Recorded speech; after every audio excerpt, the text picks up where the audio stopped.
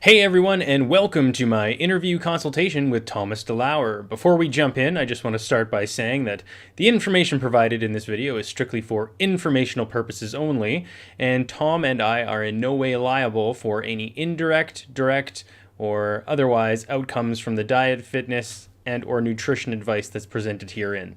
So now that that's out of the way, I'm going to talk a little bit about my story. So here's the deal.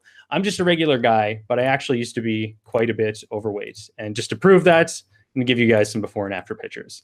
So I was 5'9". I weighed 192 pounds. Getting on that scale 2 years ago, I kind of needed to figure out why I was weighing more, but not changing my diet. I was eating the same, but kept getting bigger. After doing more research than I'd like to admit, I started going low carb, doing intermittent fasting, and now keto. I've since gone ahead and I've dropped 45 pounds, got down to 147 at my lowest. Today I weighed in at 154. I've started training at the gym, but now I'm ready to optimize my training and I want to get a six pack, which apparently you can't just fast your way there. You actually need to do something in the gym and you need to train to some degree. I've got about 90 days until the summer, and I figured there wasn't a better person to talk to than Thomas DeLauer from Science Based Six Packs and get his opinion and recommendation. So, Tom, what should I do? Yeah. So first off, I'll say just kind of to echo what you had said is, this is informational. Obviously, everything that I put out there, I'm not a medical doctor. So anything that I give you is, for you to take with your own prerogative and do what you want with it. But so where we're at with you right now, I've got a couple of questions that I'm going to ask you, and feel free to share as much as you want because I know this video is public. You don't have to go into intricate details of your life. Sure. But if you could give me a basic idea right now of what your diet looks like, give me a breakdown of what you're eating in a given day. I mean, let's just give me the last 2 days, for instance. So it's basically we're doing coffee with heavy cream. That's first thing in the morning. And then I won't eat anything until lunch. And lunch is basically chicken salad with some type of fat bomb. And then I don't eat again until dinner, which is chicken salad, some type of fat bomb. And I will do like a protein shake and some collagen on days that I'm training at the gym, but not on days where I'm not training at the gym. So it's a pretty mono. It's pretty mono. Okay. And are you in ketosis right now? Like if you measure, are you in fairly deep ketosis? So, good sir, I am 100% in ketosis Okay. and use that thing every day, multiple times a day. Okay, cool. So a couple things that we're going to want to address here. First and foremost, with your diet, once you are in keto, your body's producing massive amounts of what we know as beta hydroxybutyrate. You've probably seen those in my videos before. I talk about it all the time, right? For sure. You're producing ketones. So, but what a lot of people don't always realize is when you're fasting, you're also producing those same ketone bodies. So that's why I'm a big fan of like combinations of keto and fasting. I talk about them both in different instances, right? Some people like to just fast. Some people like to just do keto. They're both great, but when you start combining them to get a little bit more aggressive, that might be the way that we want to go, which would mean that periodically implementing fasting in conjunction with your keto. So let's say, for example, you are right now keto, or how many days a week are you fasting if you are fasting right now? Or are you just keto right now? So it's basically just 16/8, just doing the intermittent fasting. Okay, cool. So now that I have that idea, what I would like you to do is eat a traditional keto diet the way that you ordinarily would with three square meals, but don't worry about fasting with the exception of 3 days per week. 3 days per week, I want you to be fasting for 18 to 20 hours. So we're pushing it a little bit further. It's a little more like warrior fasting on 3 days. Yeah, essentially, but we're trying to really leverage, the power is going to come in with a longer fast with someone like you. You've already been doing ketosis. Your body is already really thriving on those ketone bodies. So it's going to be very effective for you to push your fast a little bit longer. And on the days that you are not fasting, don't try to push it for 16 hours. Go ahead and just eat when you want to eat when you wake up in the morning and don't even think about fasting. Fasting, like I've said in videos before, is going to be a catalyst for you to be able to get a little bit more oomph, with what you're doing. So we want to be able to try to, so keto is going to be your baseline for you. You're going to keep doing what you're doing with keto. We'll talk about it a little bit more intricate here in a minute. But then I want you to 3 days per week, none of which are back to back, implement longer fast, 18 to 20 hours. And that way, so what I like to do is usually time the breaking of my fast with sunset.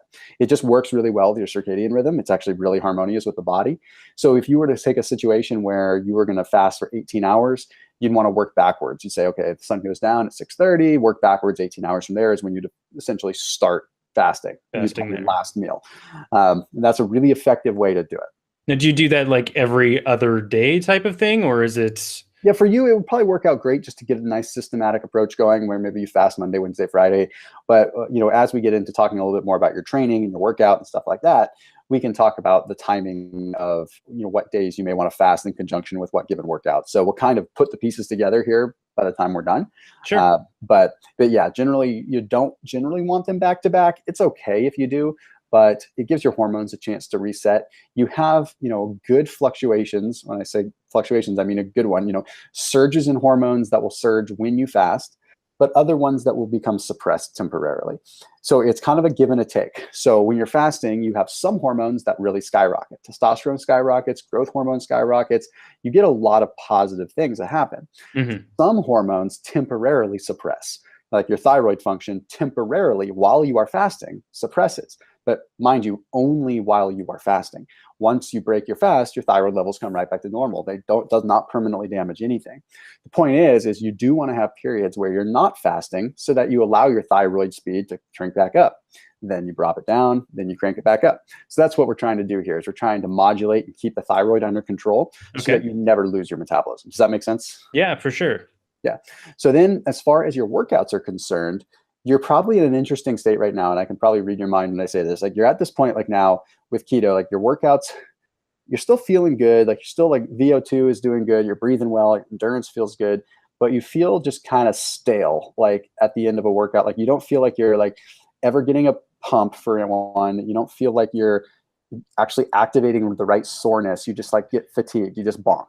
So what I had to do, so that happened to me. And so I changed up everything that I was doing and started just doing strong lifts, like 5x5, like doing nothing but 5 sets, 5 reps. And that's it. Just go in, do bench overheads and squats. Next time, go in, do deadlifts, chin ups, and barbell rows. And that's it. And that's all I've been going and doing at the gym, because if I do anything other than that, like lifting really heavy, I just feel like I'm not able to do it. I just, yeah, it is weird. Feeling. It's a weird feeling. Like I describe it as, and one of the things is, I'm a psychology nerd. So like, I always try to like come to peace with what's going on, right? Like it's an interesting situation. What's wild is that your body is not, you don't have carbs. So you're not getting in that sweet spot of like the 6 to 15 rep range glycolytic pathway anaerobic system. You probably, and I'm going to say this to you, that you might already know, but for those that are listening to this video or watching this video might not know this. We have 3 energy systems that we utilize in our bodies. We have the creatine phosphate system, which is what's going to give you the power through the first 3 to 5 reps, or should I say 1 to 5 reps, really, depending on the person. Mm-hmm. Then you have the anaerobic system, which is where you're utilizing carbohydrates as a source of fuel. And that's generally speaking your interval training. That's your moderate range lifting. That's like 6 reps to maybe 15 reps. Then we have the aerobic system. The aerobic system is endurance. It's also high repetition weight training. It's where your body is moving slow enough that it has time to collect oxygen from the air and combine it to make energy in your body. Mm-hmm. Whereas once you start accelerating into higher intensity activity, your body's moving so fast, or the activity is happening so fast, your body doesn't have time to collect oxygen and actually combine it with glucose or beta hydroxybutyrate and make energy. Does that make sense? Yeah, for sure. So what's happening is you have to be on either one end of the spectrum when you're in ketosis. What I mean by that is you don't have carbohydrates to fuel that gray area. So you have to be stuck with either aerobic or very high intensity, and the very high intensity by like 1 to 5 repetition ranges. The hard part is that 1 to 5 repetition range is not the biggest hypertrophy range for muscles, which means it's not the greatest range for building muscle. It's a great range for building strength, but it's hard to build strength when you don't have hypertrophy, when you don't have muscles growing. And on top of that, for myself, I will just say, like, doing those lifts, like I'm squatting like 200 pounds and I'm feeling it in my joints. and Yep. I'm going in like, multiple times a week and doing squats and deadlifts and these really heavy weights, feeling it in my shoulders. And to be honest, it's part of the reason that kind of inspired me to reach out to you, because I was sitting there thinking, okay, I'm doing keto. This is great. I even have this, I've actually been getting some really good strength gains in the training I'm doing, but Yep. I kind of stuck now. And everywhere that I was sort of looking for like information on bodybuilding and for, getting a six pack, all that type of stuff, a lot of it's very focused on, either things like carb backloading or, Yeah. people that are not in a keto state, like that they don't have a dialed in sort of, bodybuilding plan for keto that I've really found. And that's my hope, at least through this conversation with you, is that by the end of this, I have a pretty solid understanding of like what my routine should look like. Yeah. I'm more than comfortable with going to the gym 3 days a week for an hour a day. That works in my schedule completely fine, and something I'm already doing. But it would be nice to like. I almost want to ask the question: what do you do? Like, Yeah. do you do? I'm sure you do some heavy lifts. There have to be days when you go in and. Yeah, I do a combination, and a lot of it is just having mental stimuli for myself, because I did so many years of traditional bodybuilding style workouts, and those, I mean, yes, I will go on the record by saying that if you're trying to sheerly put on muscle, like that traditional style is probably the easiest way to just put on basic muscle, but it's not the best way to do it. A, with a healthful mind, like doing it really by having health in mind. But B, it's not realistically sustainable. So when you are in ketosis, your body is preserving muscle glycogen. But you get to a point where you've been in keto for so long that eventually that glycogen does drain. And it's very, very hard to have that sweet spot rep range. So for someone like you that's training consistently and training a lot, what you have to honestly come to terms with is, do you want to check the box where you're just in ketosis 100% of the time? Or do you want to allow yourself for 1 week every 5 weeks to do a very low glycemic carb reload? And the thing is, that's where I differ from a lot of the hardcore ketoites, as I call them. Like, I love ketosis. I think it's powerful, but the benefits of ketosis are coming from the reduction in the insulin spike for the most part. The ketones are powerful, but it's really the subtractive component, the fact that we're not having constant influx of insulin in the body.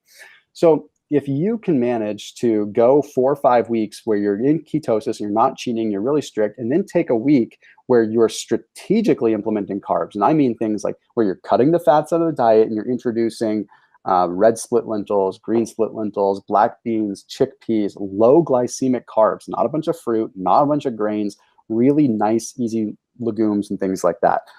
Restore your glycogen, because what's going to happen is when you're in keto, and I can tell you exactly what you're feeling, the way I say that, I've said that so often, where it's like when you're deep in keto, it's like you feel your lifts in your joints, you don't feel them in your muscles, and it's a weird feeling. And what it is it's dehydration of the synovial fluid and dehydration in your joints, because in keto, you are a little bit chronically dehydrated. It's just part of the process. It's not entirely bad. That's why you see in my videos, I'm always talking about adding sodium in. Don't be afraid of salt. Don't be afraid of salt, because you need that water retention, which would be advice for you too. Salt your food with Himalayan salt. Add salt. Trust me, it's not going to bloat you. You don't have the insulin activity to cause that issue. That way you're getting some water back in your joints. You're getting that fluid. You're getting that. And that's really, really important. So whenever I try to stay in the rep range of like 8 to 10, I just end up pissing myself off, because it's like, it's just doesn't feel it. So what I do is I found that a nice combination of periodizing different weeks, where 1 week I'm focusing on a little bit more of a 4 to 5 repetition range.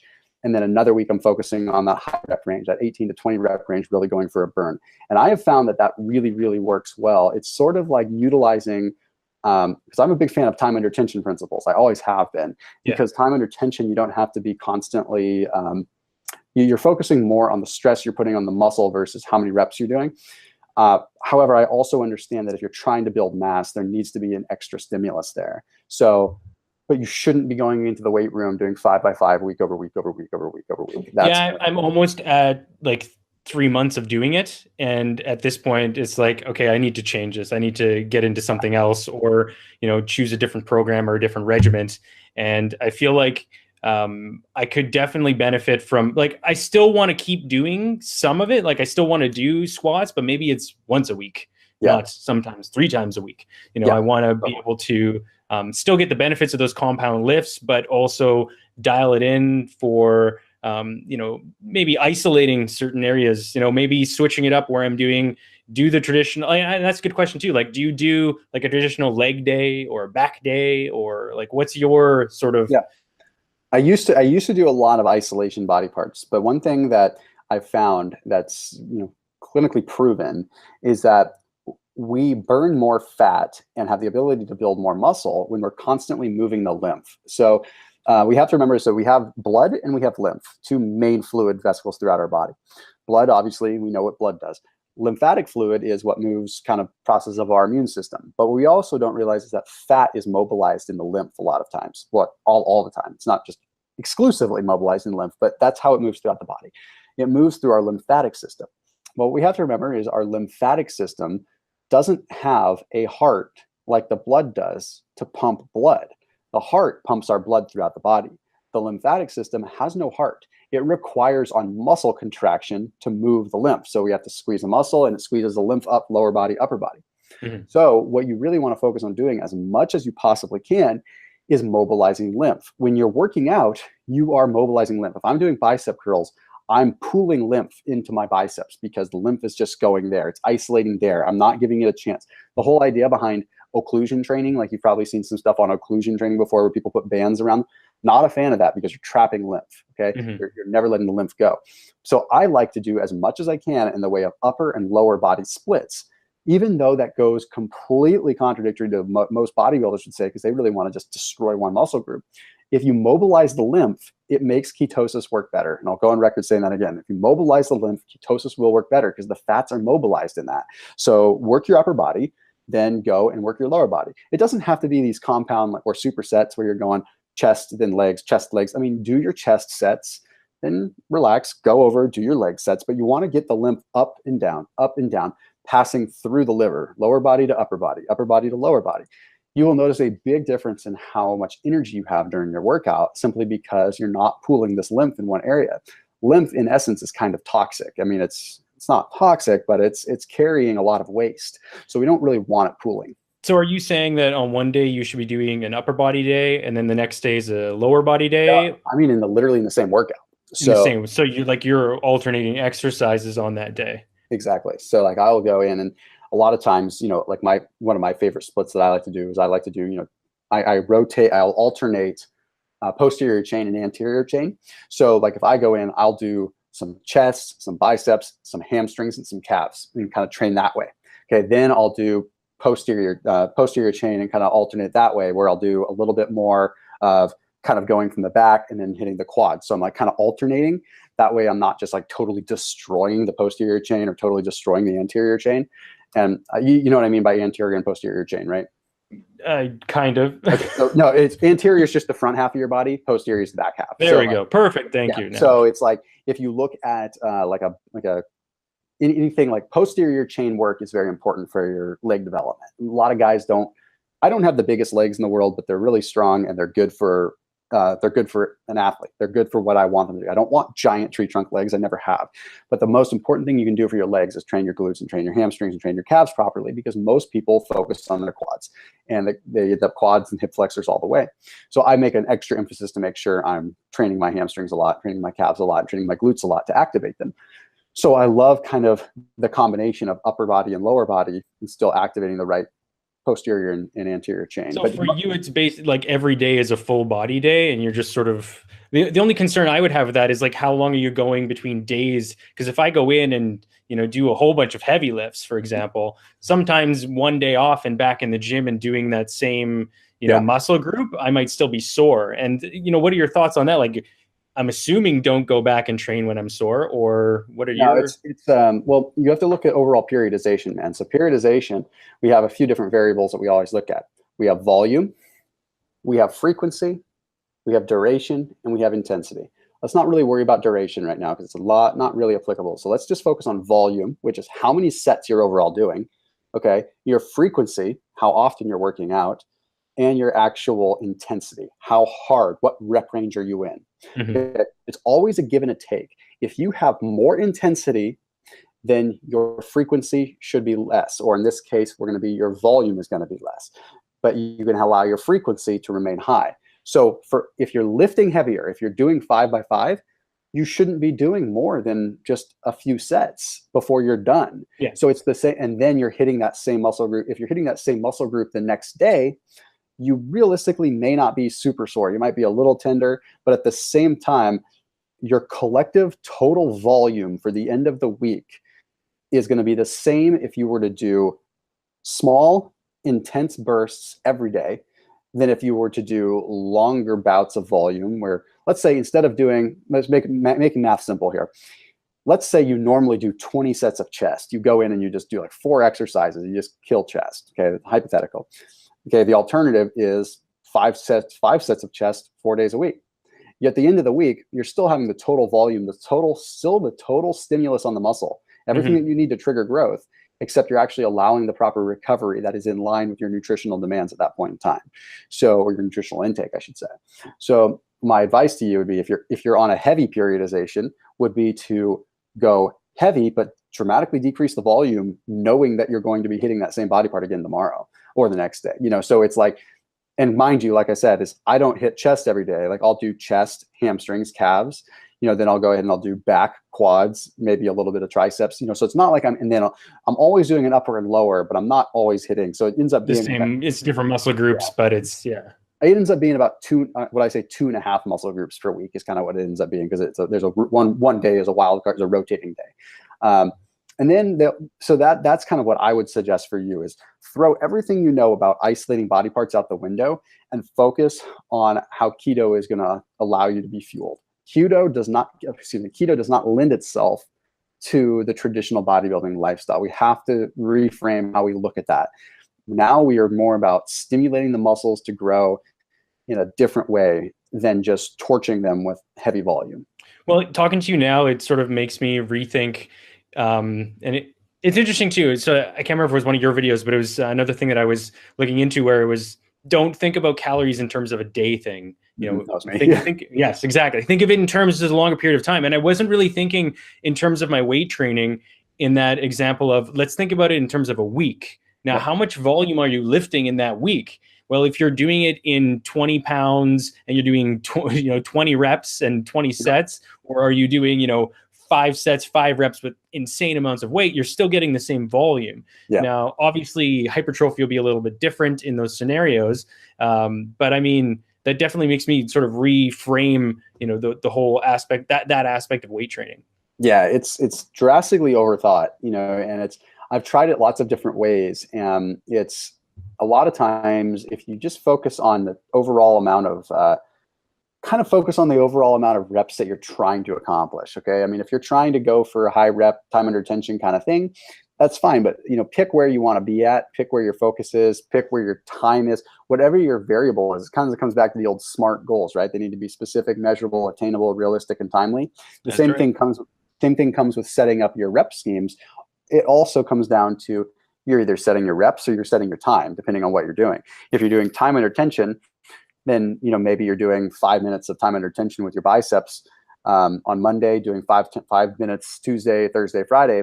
Or if you really wanted to, you could do 20 minutes all on Monday. It's all, it's just a different variable. We're looking at time, or we're looking at reps. But at the end of the day, we're kind of combining them. So if I've got 90 days, give or take, from now until the summer, I'm about 154, and by the summer I want to have a 6-pack. I've fasted my way down to 147, and I was looking pretty scrawny, so I don't necessarily want that. Yep. What should I do in my next 90 days? Like, should I try to bulk for 6 weeks and then cut for 6 weeks? Should I lean bulk? What do I do? Based on what I've seen with your pictures, you actually have good shoulder development. You've got a good physique in there. We just need to keep you volumized. And what I mean by that is we need to keep your muscles from deflating, because you've got the muscles there. And so I think you are someone that is a good candidate to implement carbs strategically. Some people that I work with, I would have them do a fasting day where they add carbs into the mix at the end of their fasting day. So the metabolic impact of those carbs is significantly less. For you, I don't think that's the case. You like being in keto. You like being there. Some people don't like keto, but they do it because I talk about it so much. They just feel like it's the way to go. Dude, I'm a lifer for Yeah, sure.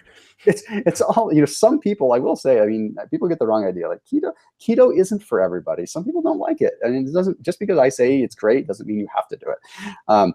But the thing is with keto, you're digging it. You're a lifer. So what you need to do is you need to find, probably for you, even shrink it down a little bit more, where we get like 1 week a month, which is going to be hard for you because you're going to be like, well, wait a minute, it's going to take me a few days to get back into keto. Yeah, it will. But trust me, like 3 weeks of keto is much more powerful than 4 weeks of keto feeling run down in the gym. Mm-hmm. The metabolic effect that you're going to get out of doing one week out of the month that you are actually implementing carbs. So, but let's structure it out like this, and you can write this down if you want to, because this is kind of what I would suggest for you. Your keto days, like we discussed, 3 days a week, adding fasting into the mix, breaking your fast after 18 hours or 20, and remaining ketogenic. Okay, remaining ketogenic, not having carbs. Okay. Then 1 week out of the month, I want you to do 4 days of fasting, but on those 4 days, you're going to implement carbs that you break your fast with. So you're going to be, so that means the metabolic impact is going to be less because you're not going to be loading up on them, but you're going to go 18 hours, you're going to break your fast, and you're going to have some like things like black beans, you're going to have, amounts of red split lentils, maybe some brown rice pasta if your body can handle the grains. But you're going to keep fat out of the equation. Remember, I always talk about combining fats and carbs is where we get messy. That's when things get to be problematic. Do one or the other. Yep. So on your carb days and your carb weeks, fats are very minimal. We're shifting gears for a little bit. We're in purely glycogen replenishment mode. Here's the cool thing, Shane. Because the volume of food is going to actually go up, not the calories, but the volume, because there's less calories in carbs than there are in fats. So it's like the actual volume of food you're eating. You're going to get very satiated very fast, simply because you're going to be taking in what seems like a lot of food. However, your calories are actually going to be less than when you're on keto. So that 1 week where you're having carbs, although mentally you're going to have a hard time wrapping your head around it, you're going to probably be leaning out significantly more because your calories are drastically going to drop. It will take time for my brain to get around that, considering like cutting carbs out of my diet for, the last how long to get down. And now it's like, okay. Well, and I have seen like the targeted ketogenic diet and cyclical and all the different stuff. And I figured that might be something I need to start playing around with. You have to. It's for what you're trying to do, and this is a common occurrence that you're battling with right now. People battle with it because they end up dealing with they feel so good in keto, like they feel so good, but they reach a point where they can't take it much further and get the results they want physically. So they have to start implementing some carbs. We have to remember that keto is a lifestyle. It's a way to get in shape. It's a way to lose weight, but it's also a lifestyle. And it's a tremendous way to maintain. That was one of the best things is about keto is it's phenomenal to maintain. So like once you get down to your goal weight and your leanness, it's going to be very hard for you to put fat back on the ketogenic diet unless you really try. So that's the cool thing. Is like if we can exercise some of these weird things to get you there, then you're going to be in a cool situation once you are at your target weight and target body fat, because then you can go back to your ketogenic lifestyle, never have to cycle carbs again unless you want to for the sake of maybe some strength gains, and you'll be totally fine. Sweet. Well, my goal is to tomorrow, I'm going to take some pictures and I'm going to do 90 days. And then 90 days from now, we'll get together again and we can sort of do the before and after of me implementing these different sort of changes and tweaks. And I'm sure you'll have some other resources for me to guide me down that path. Now, I do have some specific questions that I wanted to ask you, and I don't want to keep you for too long. No, we do have some time still, and these are some questions that I've wanted to ask you for a while. So this I've got it kind of broken down into nutrition and fitness. The first part's on nutrition, and so I'm just gonna knock them out. So everything I've kind of learned about weight loss has been surrounding, whether it be the, calories in, calories out, or insulin responses to food, insulin resistance, all these other things. And, I've kind of been taught, or trained now through everything I've done to sort of avoid foods that cause big insulin spikes. But I've also read and started to learn and understand about IGF and insulin growth factor, and Mhm. that's where I'm at this point where we're like, what? Okay, what's insulin growth factor? You need that for muscle building as well, but don't eat carbs and spike your insulin because it'll make you fat. It's like, what the? Yep. Yeah. Yeah. Well, I mean, the big thing comes back down to like what we kind of talked about already. Like carbs and fats combined are a no-no. Okay. We need insulin. We need insulin spikes. I don't know if anyone watching this or if you've seen my video talking about strategic ways to break a fast, but I actually talk about harnessing the power of a high glycemic carb when you break a fast because it gives you control over that bell curve of your blood sugar. So like if you normally have a carb that's a low glycemic carb, you're going to have a nice gentle bell curve. Okay, it's going to go up slowly and it's going to come down slowly. Yeah, If you have a higher glycemic carb, it's going to spike and it's going to fall. Okay, crash. now that's bad, right? But not really if you know how to control your body. If you know, like, if you know what you're doing and you're not susceptible to the cravings and and everything that comes along with the crash, you can use that to your advantage. You can actually spike your insulin coming off of a fast and get a nice boost in blood glucose that, yes, if you wanted to dwell on it, it would cause a small crash, but I wouldn't worry about it. It's not like you're doing it day in and day out, ever like multiple hours a day. That right there is getting you your nice little spike in IGF that's going to stimulate more growth hormone. So it's a win-win. It's like, yeah, you can still have, but I mean, so that's something that you would implement, say, on your carb Carb fasting weight. day. Yep. So it's like before you go and you have your black beans and your low glycemic carbs, go ahead and experiment with having some rice cakes, have some stuff that's going to spike your insulin really high, and then come down from it. I mean, and there's a big difference between, and that's what a common issue is big difference between spiking your insulin and having a bunch of refined sugar, like Yeah, whole it's different like drinking ballgame. a bottle of Coke or having some sweet potatoes. Like Yeah, there's a big difference. And even high glycemic carbs, even things like rice cakes are very high glycemic. Why? Because rice goes through a puffing process. When they inject air into rice, it spreads the glucose molecules apart. You went from glucose molecules that were bound together in a starch chain that your body had to break apart to air going poof and making them individual glucose molecules. Rice cakes are like a 99 on a glycemic index scale, very high. wow. Doesn't mean, and how many people have used those for weight loss, right? True. I mean, so yeah, I negate just about everything that people say that it's all about insulin, because insulin can be manipulated.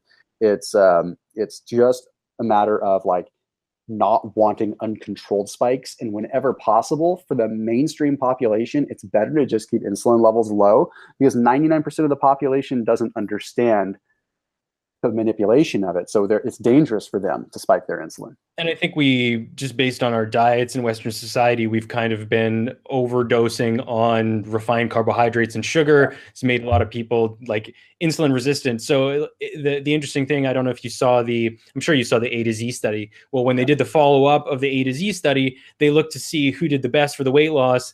And the people that were insulin resistant and on like a keto style or the Atkins style diet, that was where you saw the biggest benefits. Yeah. Whereas the people that were insulin resistant and they were on like a low carb diet, that's where they didn't get as much benefit of weight loss. Yeah. So there are definitely individual factors that come into it that I don't think enough is talked about when people talk about dieting or nutrition or things like that. It's like, it's very individualized and personalized to each person. And for me, the biggest benefit that I got from doing intermittent fasting and keto and all these things, to be honest, is just knowing myself. Like, I now feel in control of my own body in terms of weight gain, weight loss, and I have the tools to be able to do things to affect that in whatever way I want. Totally.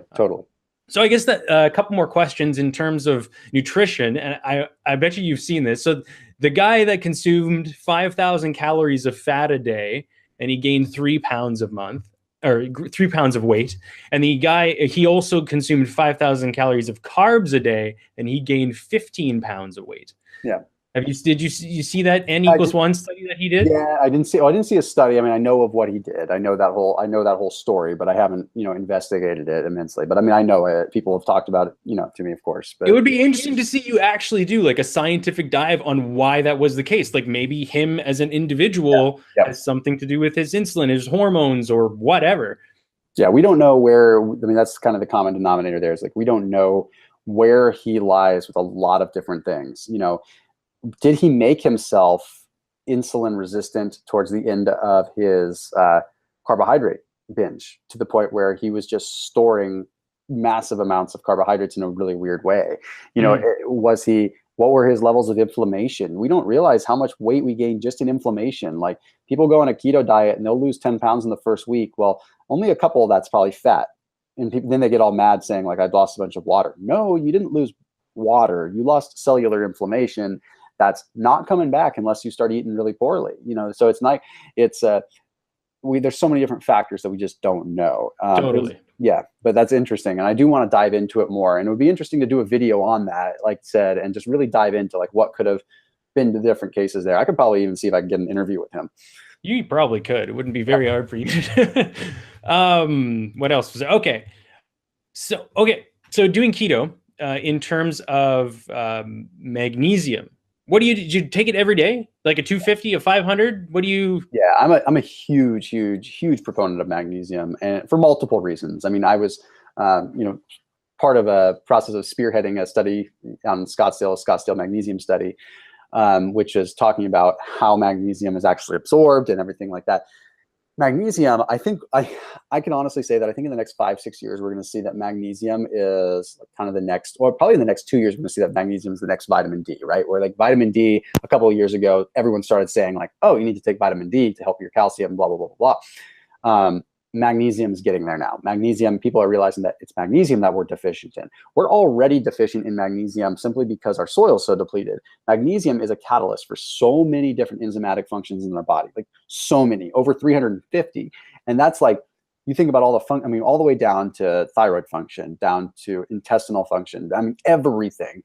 And we're naturally just in this depleted state. Then we go into keto, and we deplete more of our minerals because we're in a little bit of a state of dehydration. Not to mention, most people that are doing keto are not doing what they should be and taking in the veggies that they need to get those minerals in the first place.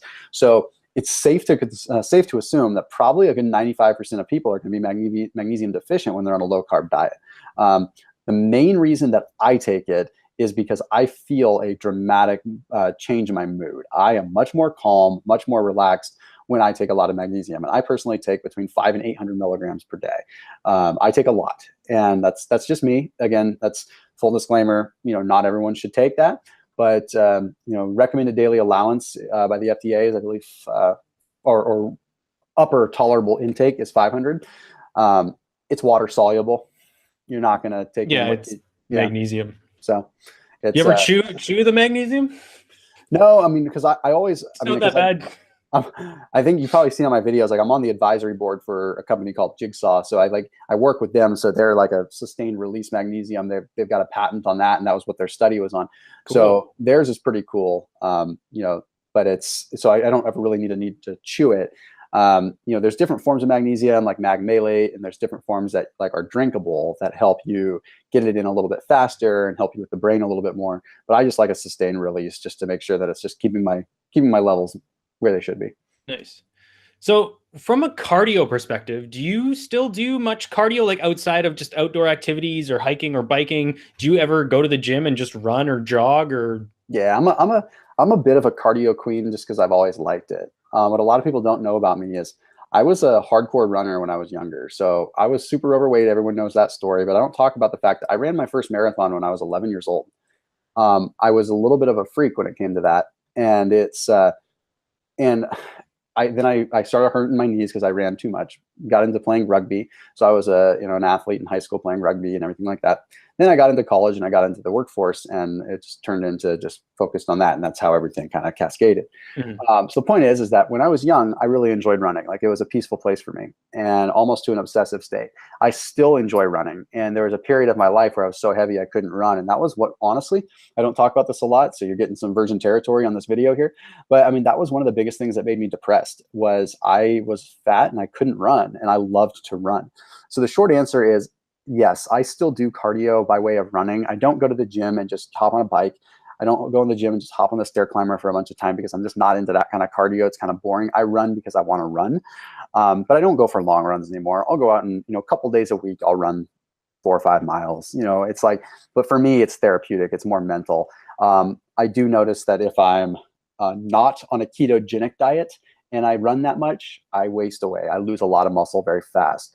and I'm on a ketogenic diet, I'm preserving muscle when I run like that. It's really interesting. Well, even for me, when I used to do a little bit of jogging, and once I became keto adapted, I can now jog until I'm sore but not tired. Yes. Whereas before I could jog, but I know it's like I'm just too exhausted. Well, now I can keep going, but my muscles are like burning.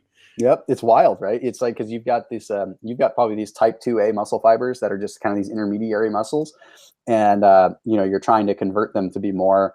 Yeah, it's really wild. Yeah, I get the same thing. If I've been weight training for a while, and then go back to running, it's like, and I'm in keto adapted, like I can run, but like my legs will seize up before my lungs ever like get tired. Really wild. For sure. That's awesome. So in terms of like, my next steps, so moving forward from here, what I'm going to take away is like, I'll probably go dive into a whole bunch more research to figure out the best way to sort of cycle my carbs and to do all of that, go down that path. In 90 days after I've done all these things, and I will stick to this plan, I guarantee it.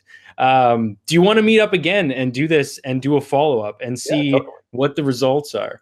Totally. And email me and like outline what we talked about, just so I make sure that you've grasped it. Okay. And then that way I'll outline anything that you may have missed, or maybe you just don't have 100%. That way I want to make sure you're dialed in with it. So just send me a summary just whenever you can. And that way I'll just confirm, be like, yep, that's good to go. Or I'll just edit and bold a couple things. But yeah, because I'm up for the challenge. Let's do it. Awesome. This would be a pretty amazing experience. And I've never had a six-pack before. And considering I've gotten down to the weight I was when I was like 18, it's kind of inspired me to be like, I can push this further. Like I'm 33 now, and I'm like, well, it's probably going to get harder as I get older.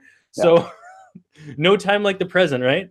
No, definitely, man. Definitely. You're doing it at the right time, preserving your testosterone levels while you can too.